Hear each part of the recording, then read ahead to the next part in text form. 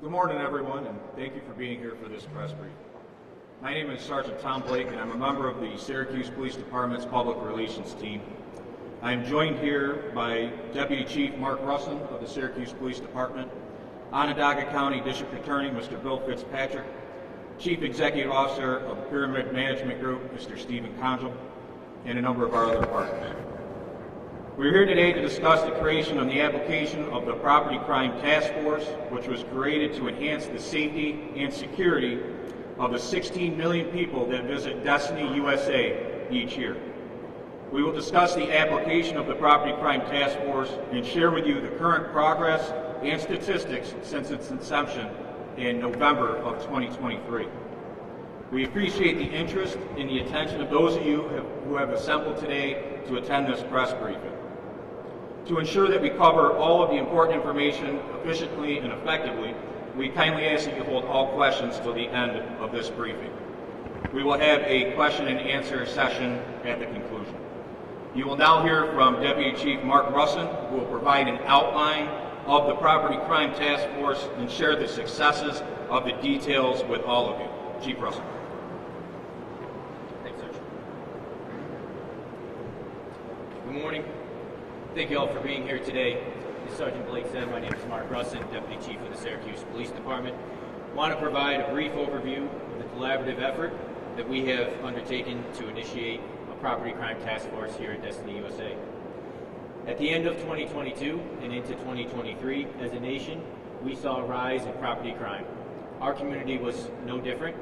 We initiated a Property Crime Task Force here at Destiny USA to impact things here at the mall, but also in the community as a whole. Destiny USA is more than just a place to shop. It is a community hub and an entertainment venue. It's where families come to spend time together, where out-of-town residents visit, and a place to shop during the holidays and where friends socialize.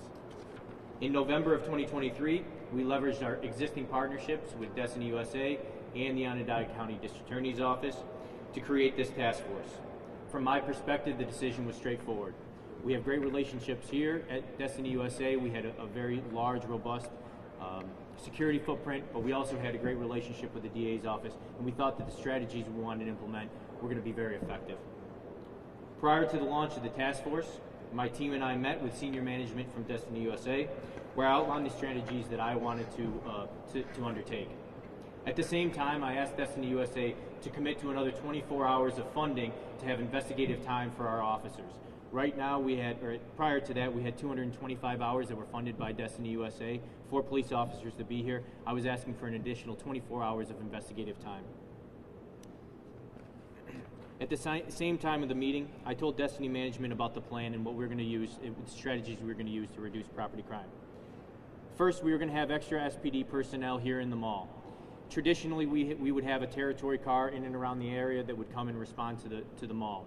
But we wanted to take those officers out of the patrol car and put them into the mall and have them on foot patrol and bike patrol here in the mall. The second thing is we had a recruit class that was pending an academy. We wanted to put the recruit class here in the mall. The mall gave us the space to do that. So we put the recruit class here in the mall. They were reviewing every property crime report that came in.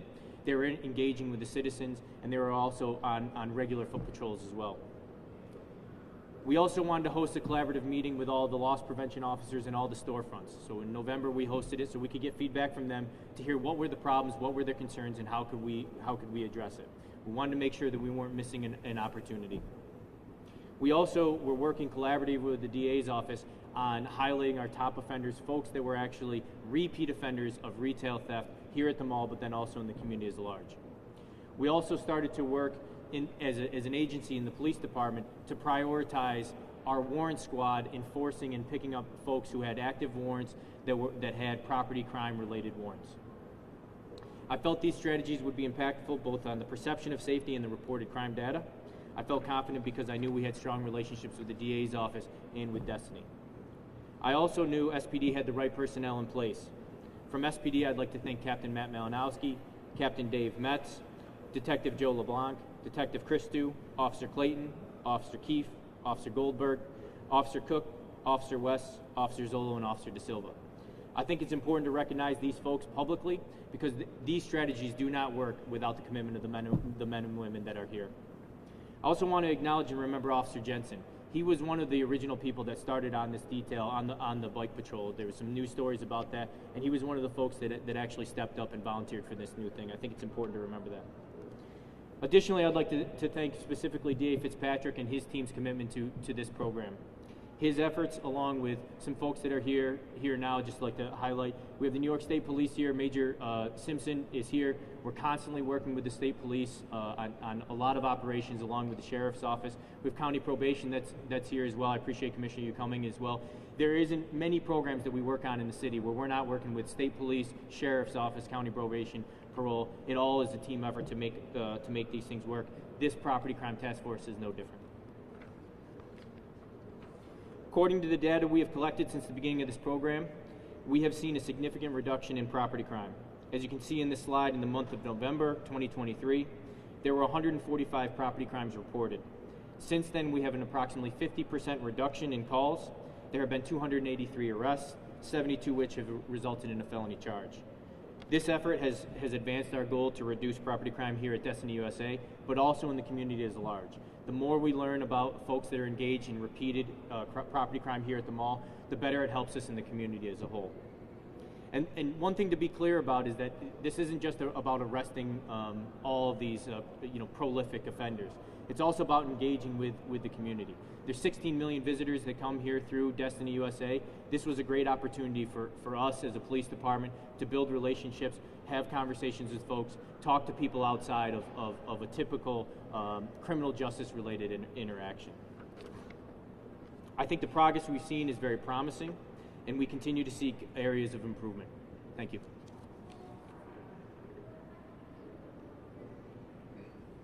Thanks, Mark. Good morning, everybody. A couple of things have happened at the state and national level over the last few years that have led to the false perception that retail theft is not a big deal. One is the emergence of what I call the George Soros progressive prosecutor. You probably know that I will never be confused with a George Soros progressive prosecutor. The notion that there'll be a list of crimes that we won't prosecute, including petty larceny, is anathema to a community. The amount of taxes paid by Destiny USA funds healthcare, funds schools, funds teachers, funds police, fire, numerous other things. And a city can't survive without that base. Estimates are that retail stores across the United States are losing approximately $120 billion in calendar year 2023. Frankly, I think that number is probably low because a lot of the stuff does actually go unreported. And it doesn't just happen to Destiny USA. It happens to small mom and pop stores, and it's particularly insidious when it happens in a poor or marginalized community where public transportation might not be the best, or people might not have access to cars, and they rely on that store not only for food and groceries, but also for medical supplies too. And some of these retailers have no choice but to close their particularly business. So about a year ago, with Steve Congel's help, we hosted a meeting here at Destiny of all the major retailers in Onondaga County and the city of Syracuse. We brought in all their security heads, and we started to develop this plan that Mark has been talking about. And what we found, and not surprisingly to all of you, is that an incredibly small number of people, offenders, commit the largest number of larcenies. One fellow that I'd like to refer to by the name of Moses, I forget his last name, but apparently when Moses came down from the mountain, he only brought 9 of the commandments with him. Thou shalt not steal didn't quite make it into his lexicon, because Moses, when he finally was sentenced for 28 petty larcenies to a local time at Janesville. And I know, with the bail reform, after I don't know, what's the magic number, the 5th, the 6th, you would think that someone would say, Moses, you're not quite getting the message. We're going to hold you pending the outcome of your trial. And I know he's presumed innocent and he hadn't been convicted of anything, but for crying out loud, all 28 of these crimes were on videotape. So we are concentrating with a program called STOP, Serial Theft Offender Program. We are focusing on these repeat core offenders. And I've invited the judiciary, who up to some point has gotten a pass on this whole issue, to say, look, when the guy gets in there on his, and I just arbitrarily picked the number, 4th petty larceny or retail related theft, set the case down for trial, set number 1 down for trial. And the judges were very, very cooperative with that. Judge Mary Doherty from City Court, and then Judge Murphy, now Judge Karalunas from the Superior Courts. I've assigned 2 very experienced ADAs. I also have Senior Assistant Peter Hakes, who is here with me today to run this program. And we're not just charging misdemeanors, we're charging felonies as well. There's a number of ways you can turn a simple shoplifting into a felony. Number 1, the amount that you steal. Number 2, the amount of force that you may use during the theft of that property. And number 3, and this is very important, is we are posting some of those people so that if they return to Destiny USA or Walmart or Tops or Wegmans, they are committing a burglary and they will be prosecuted for that crime. In fact, we just got a 14-year sentence on a career shoplifter who was convicted of burglary-related offenses. So we're not looking to lock all of these people up. Many of them have gone to treatment courts. We have a number of defendants who are now getting the message that their cases are going to trial. They are pleading guilty. We had 17 defendants in a 6-month period plead guilty. Normally they would have just been added to the queue and done their Moses routine. Some of them have successfully completed treatment court if their problem is drug or alcohol or mental illness related. 11 have received sentences of incarceration. And as I said, Jacob Atkinson, the individual I just referred to, actually received a 14-year sentence. These crimes are not minor. We are not prosecuting a 17-year-old single mother who's stealing diapers or baby formula for her kid. We are prosecuting career organized criminals. So the message that I want you to spread today is go to George Soros land, go to Philadelphia, go to LA, Larry Krasner or Mr. Gascon, they'll be happy to give you a pass. It ain't happening here. So with that, I'm going to who am I turn over to? Steve? Yep. Let me introduce Steve Conjul, who I know most of you know, and thank him for spearheading this and being so supportive of our efforts.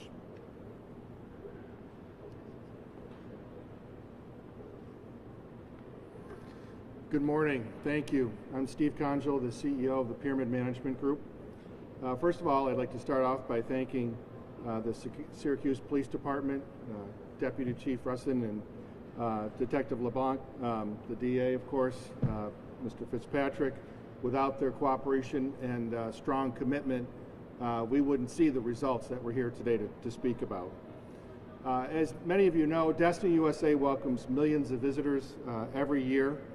As a Syracuse-based company and private property owner, we take the safety, security, and comfort of our guests, which include the visitors, our own staff, and the staff of each and every tenant that occupies space here, very, very serious.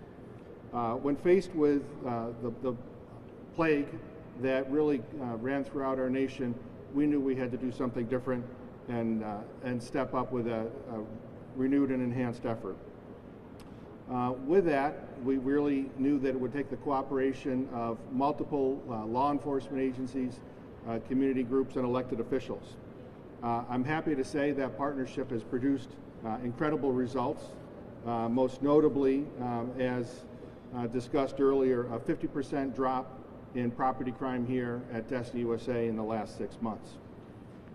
These positive results have only enhanced our resolve to continue to invest in additional programs and partnerships that will maintain that level of result. And I'd just like to close and say none of this could have happened without the partnership and collaboration that we're all here referencing today. So specifically, I would like to thank Chief Cecil who's not here today, but Deputy Chief Russin and Detective LeBlanc and the entire Syracuse Police Department, DA Fitzpatrick and his staff, the New York State Police, the Onondaga County Probation Department, community group participants, specifically Unbelievable Enterprises, as well as elected officials, County Executive Ryan McMahon and Mayor Ben Walsh, who have offered open lines of communication and support. And certainly last but not least at all, our own staff here at Destiny USA, led by Michael Gately, our General Manager, Jen DeSpirito, our Assistant GM, Tim Bragan, our Director of Operations, who all rolled up their sleeves and were very heavily involved in the coordination with these efforts here on site, as well as our home office staff, led by Brandon Munger, our Head of Operations downtown at our home office. In closing, this is a situation very near and dear to our hearts. I'm a fourth-generation Syracusan. My family shops here. I want them to be safe and secure, so we have an awful lot at stake, not only just us as a private business, but members of this community. And our resolve will continue long past today. So thank you for the time and effort. Thank you for the support from our participants. And we look forward to continuing to provide not only a safe and comfortable environment here at Destiny, but lots of new and exciting tenants yet to come. Thank you very much.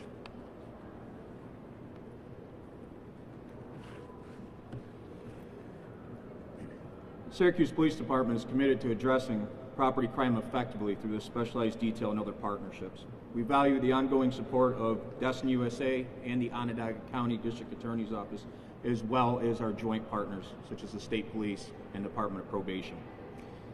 We're looking forward to continuing the success of this program, and we'd like to take a moment now to thank our media partners for their attention and for attending this press briefing. The floor is now open to questions.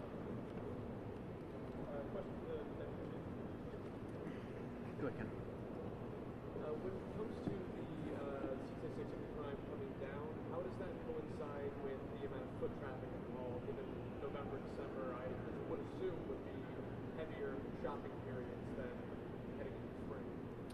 Yeah, I think that it's a good question. It's very difficult when you're looking at property crime post-COVID, right? So I think we have to be careful in terms of what is the relationship between, is there a slowdown at the mall with foot traffic just after November? Honestly, I anticipated that the numbers would go up in January, February, and March. In terms of the reported property crime, I thought we'd be superseding the numbers that we saw in November. And the reason for that is we had so many more people reporting crime at that point.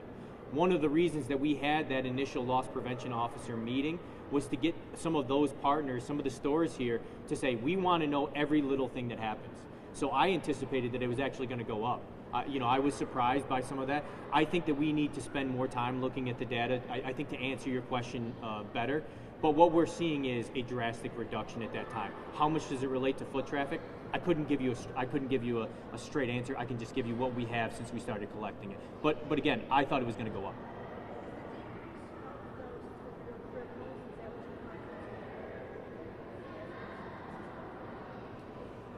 Yeah, I think I'm always careful with data. I show what we have right now, but in terms of making, a full statement as to this is what's going on, I think that is definitely part of it. To stay here, and I can commit to you 100% that the arrest of Moses as the DA related, it's going to help, right? But how much does that account for? I couldn't tell you specifically, but it's definitely helping. And I think the word is getting out as well. As the DA said, we started working with Rite Aid on Butternut Street because this was, that was an area where people were walking to go to the store. If that store shut down, it was a real major issue for the population that lived in the Butternut Street area. So the information we're learning from there is helping with the operations that we're doing here and vice versa, because this isn't just a Destiny or mall problem. This is more widespread than that. November that we were all here. We got to talk to the general manager and see some of the security features of the property. One of the first times that we'd been shown all of the things that are here. Wondering how violent crime is doing in the statistics, if you're seeing a reduction. Anecdotally, it feels like there's been a reduction. I know there was a stabbing incident about a month ago, but that seemed to be one of the first notable instances this year when previous years had seen repeated instances. Yeah, I think that overall, when we report in our CommStat, it generalizes this territory, not specifically Destiny property. So you have to run different analysis in terms of that. But overall, you are right. Violent crime and Part 1 crime is going down. Anecdotally, I am hearing the same thing here at the mall from store owners, people that are here. I kind of jokingly I'll be in trouble when I go home tonight, but my wife just onboarded with a store here to work part-time. She works full-time at a school district, but over the summer she's going to be working here at the mall. I come here all the time with my 6-year-old and 3-year-old they're going to start charging me rent to get air. So I think that overall, anecdotally, people are seeing that. To tie specific numbers to it, we'd have to run a little bit of analysis. But you are right. I think we are seeing a lot less of incidents that are occurring, especially in the spring season, that we had seen before. I think you have a lot of officers that are here in and around patrolling. The message is definitely getting out. Go ahead. I know that dealing with with LP and then with SPD, I've done a couple different things. I'm a manager of the stores down here, and our LP says they don't charge anything under a certain dollar amount, but with SPD or officers or whoever, they're saying no anytime something happens, reach out to them so they can build a stronger case. In my opinion, that makes sense, but then again, I'm working for this company who says no when you do this. So kind of feel like stuff moving around the workplace. What do you guys think? It's a great question, and that was probably the primary takeaway from the initial loss prevention meeting that we had. Managers came as well too. We're doing a follow-up meeting to that, I believe, in a week. We're doing a follow-up, and that's really a friction point. SPD is, and that's one of the reasons that we asked for that feedback. Businesses have concerns of liability. I certainly understand that. We're trying to bridge that gap and let them know, hey, we're here to support you as business owners. We want employees to feel safe in those areas. We want to know about the little things. The little things matter to us. Those little things are what I can take and put into a police report. That police report gets digested.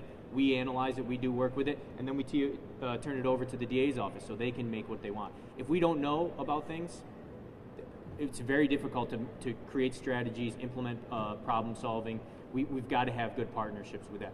It's going to take time, though, to get over that. That has been a traditional, if it's under $1,000, it's just making up a random number. If it's under $1,000, don't call the police.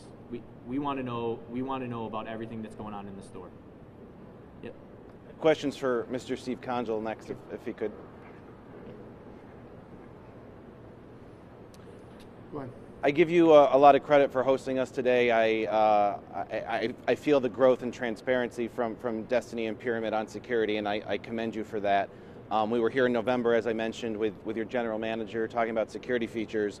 I just wonder what is the reasoning for the shift in strategy? Are you feeling that communicating the different tactics and results is a way to perhaps change the perception of the mall safety? Well, I think we were faced with the same challenges that many private and public properties were faced across our entire country the last several years, an unprecedented level of rise in crime.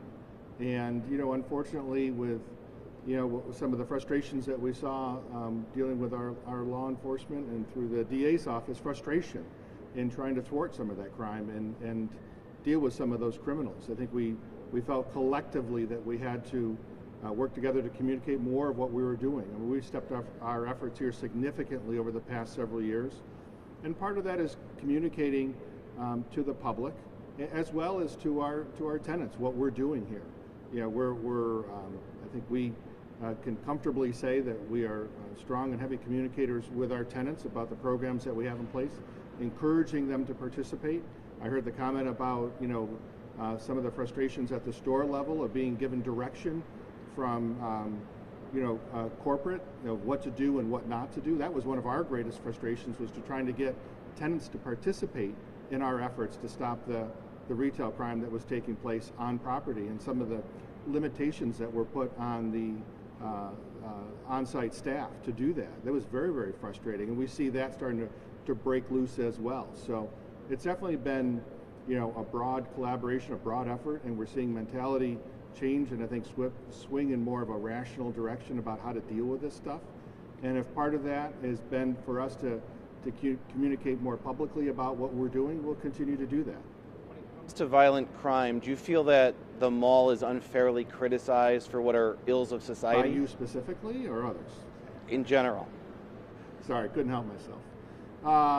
Yeah, I do. I think it's unfair. When you consider the amount of people who come through this place on an annual basis, you know, tens of millions of people have come through here since the beginning, sometimes tens of thousands of people on a specific weekend. The number of incidents that we have here as compared to other facilities that don't even have close to that same type of traffic, I do think we are unfairly criticized. Yes, I do. You know, unfortunately, some of this stuff is high profile. It's just candidly some bad luck on our part that some of the things did happen here.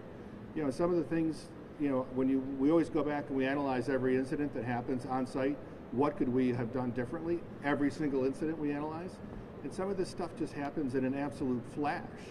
And, you know, unfortunately, it's very difficult to thwart those types of crimes because they happen so quickly. But I do think these efforts, specifically coming out of the Property Time Crimes Task Force and other things we're doing here, are helping, you know, sort of diminish the level of crime outside of just property crimes, some of the violent crime that has happened. It's been a collateral benefit not only here, but across the entire community. The type of effort and investment that we have made here has definitely had a collateral benefit across the entire community. About all the things you're doing, including the security upstairs, the cameras, the license plate readers. Is there one to you that stands out above the rest as a successful aid? It's hard to say if there's one, there was a one-trick pony that did a lot. I think honestly, it's if there was one word I could use, it's the collaboration. The collaboration between all the groups that you see here and throughout the audience today. I think that's probably been the most effective tool that we've had available, is the commitment and collaboration that we've had from all the participants in safety and security here at Destiny. To Andrew's point, over the past couple of years, when there has been violence in the store, when we're talking about property crime, do you wish that you had gotten in front of the cameras or been a bit more direct to be able to provide information to tenants and the public, given that it's been quite a while since we've had you in front of the cameras? No, I don't. You have to remember too, you know, some of the things that we do, we don't want the bad element to know about. We don't want them to know the systems and the equipment and the protocols that we put in place, because if they don't know everything that we're doing, it helps us catch them.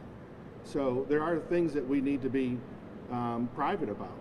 I think it's fair to say, you know, we were hit with the same, you know, type of issues and elevation in crime here at Destiny that our whole country got hit by over the last several years. So I don't regret not being more transparent, as you say, but you know, we're a private property owner. We've made an enormous commitment. We have always communicated very closely with our tenants, the things that we are doing and the requests that we have of their help and their participation, and the offer of help and participation from us to them.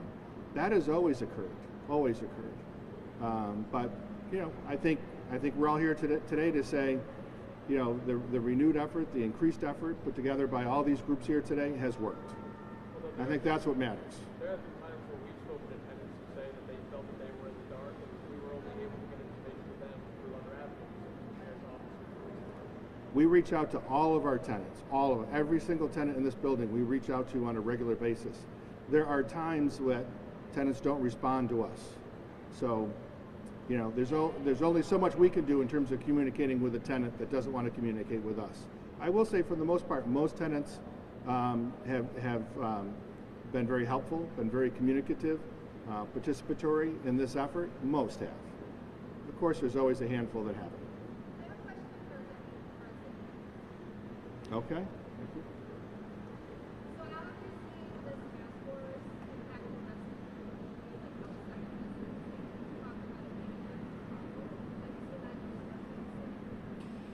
the I think when you start to identify folks here, you know, this is the shopping hub, right? This isn't just one standalone Rite Aid or different property. I think once you start to work in this area, you can start to identify more patterns, more people, and start to enforce the things that DA Fitzpatrick talked about, start to understand the element a little bit more in the whole community.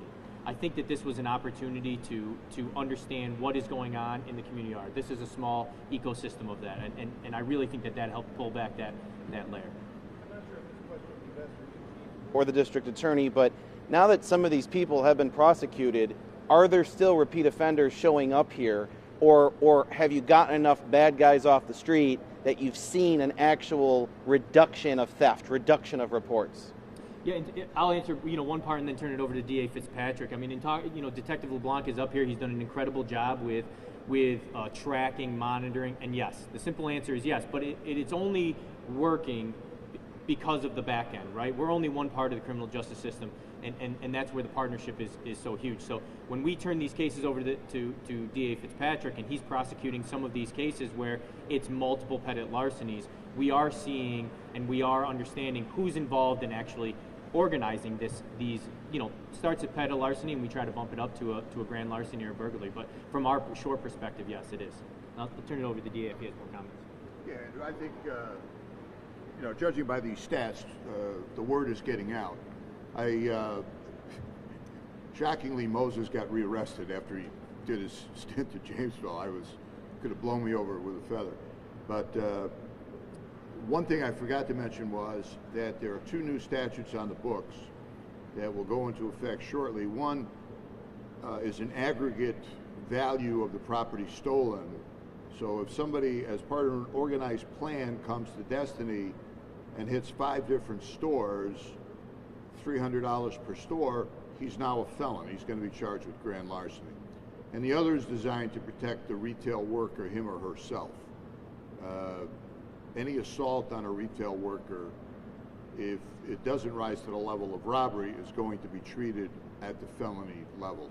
And that's why we're here today. We want the word to get out. This is, come here, enjoy yourself, have a great time with your family, spend some money, watch a movie, go to a show. Don't come here if you think you're going to steal and get a slap on the wrist. Yeah, $1,000 is a grand larceny. So technically, if you steal an item worth a couple $100, it's a misdemeanor petty larceny shoplifting. But now you can aggregate that if we can show it. It's going to be difficult, but we'll try. If we can show a common scheme or plan by the offender, and of course she's presumed innocent, but we're talking. We just arrested a woman for stealing, I think it was 50 bras from Victoria's Secret. That's a lot of underwear for one person, And then she gets, of course, she can't send bail on her, and she comes back and allegedly does it again. Those people we're going to treat as felons. Would there be a statute for a lifetime Total value of theft if you have repeat offenders who? Not with this legislature. I like the way you're thinking, Andrew. I like that law. Are these people that resell, let's say on Amazon or whatever, is that another aspect of this? Yeah, actually, the governor also, that if you try to do that now, it's only a misdemeanor. But the forget what this said. It's trafficking in stolen goods. That'll go into effect in September if you put this on eBay or Amazon or something like that. Some of them are much more insidious and much more nationally and regionally organized. I know Ulta, which has a store here, a lot of these people are professional. They'll come in, they'll steal from a company like that, and then go to a retail, allegedly legitimate retail store in another part of the county and sell the Ulta goods, on the black market in back there. That's more organized and it's got to be dealt with seriously.